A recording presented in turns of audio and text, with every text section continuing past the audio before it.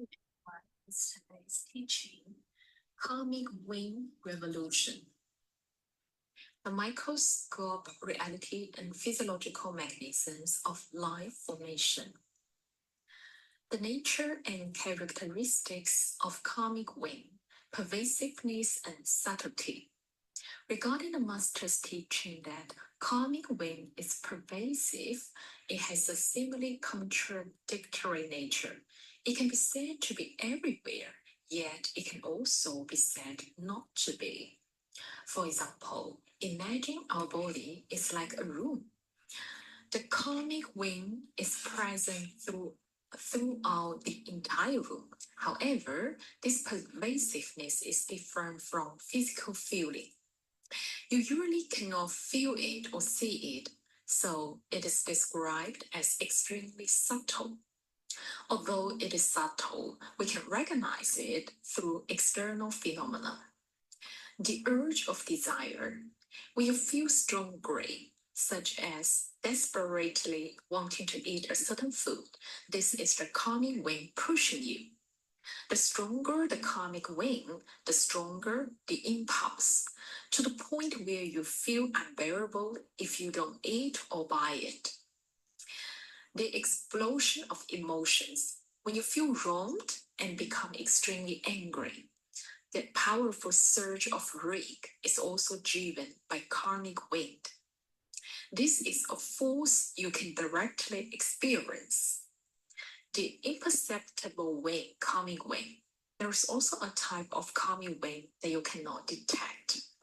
For instance, in neuroscience, when nerves want to grow in a certain direction and form new systems, it is the karmic wing that rushes there first, after which the nerves grow in that direction. Every day you study and create karma, the karmic wing blows a little toward that point, and the nerves follow and grow a little. The wing moves extremely fast. As soon as you learn something, the karmic wing arises. But nerve growth is slow.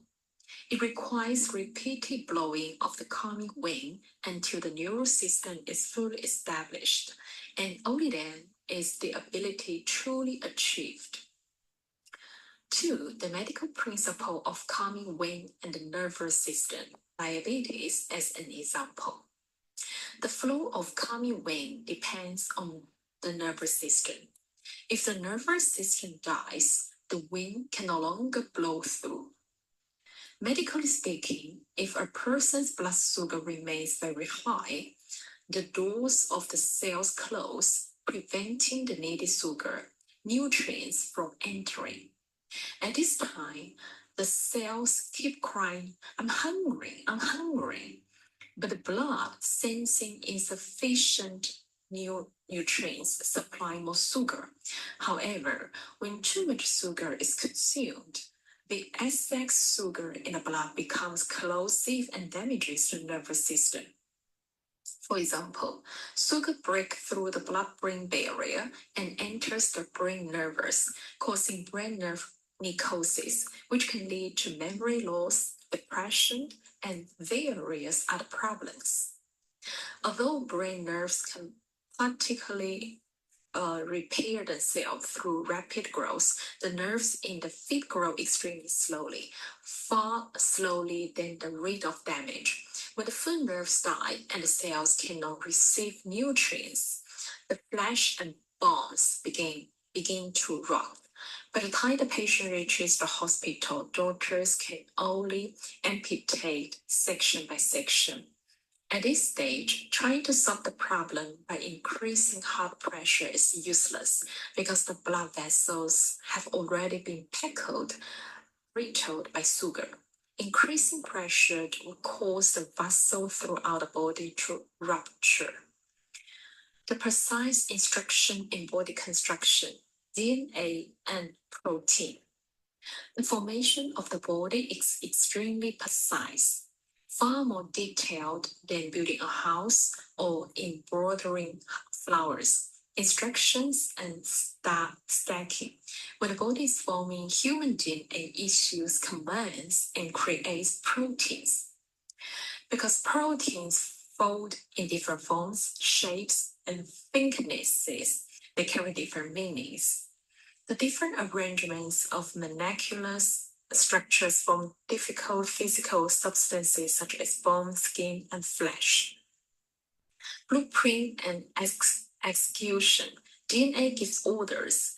Grow arms where arms should grow feet where feet should grow. But before these organs can grow, the karmic wind must go there first. Karmic wind is like the blueprint. It first distributes according to the layout, then the nervous system follows, and finally the nervous system directs the stacking of proteins. Without the stacking instructions from bones, a person will be nothing but a pile of flesh, unable to stand. Simmering and maturation. Buddhist scripture use the term simmering to describe this process, meaning maturation and forming. Among the earth, water, fire, and wind, the fire element represents temperature. Only when the right temperature can these elements fully integrate, producing vitality and life force. 4. The truth of conception, karmic consciousness, parents, and the light of the blueprint. The composition of life is roughly divided into 3 equal parts: oneself, karmic force, father, and mother. The parents' foundational contribution. The parents provide the material elements: earth, water, fire, wind, and chromosomes, which determine the basic ritual foundation, whether one is Caucasian, African, etc. The individual's karmic consciousness information, what actually enters the womb is your sixth consciousness, which carries all the information from your eighth consciousness about what you are destined to experience in this life. Your height, weight, blessings, wealth, and the illnesses you will suffer all originate from the karmic information you bring yourself, not from your parents. The spirituality of the blueprint light. The karmic wind generated by karma possesses motive power. At the very beginning of nervous system formation, something that looks like light goes there first. That is the informational blueprint. It is both wind. It has the power to blow forward and move slightly slower than pure light. Unlike it has an energetic effect.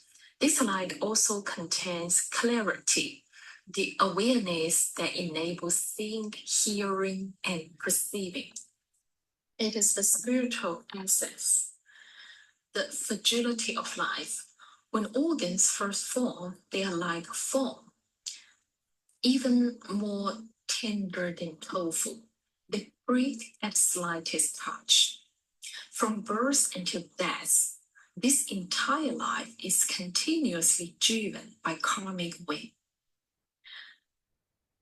Construction waste in bodybuilding and the mother's kindness. During the process of body formation, many wrong, broken, and unusable proteins are produced. These are the construction waste. With disposal, if too much of this garbage accumulates, the fetus will develop into a deformed baby. These waste materials need to be transported out, either eaten by macrophages or cleared by the circulatory system. The mother's circulation.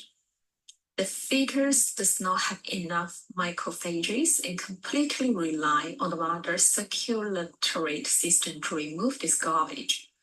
If the mother's circulation is poor, it will affect the child's development. Therefore, if a person is able to grow up healthy, they should be deeply grateful to their mother for the cleaning work she performed during the 10 months of pregnancy. Okay, that's all for today. Thank you so much.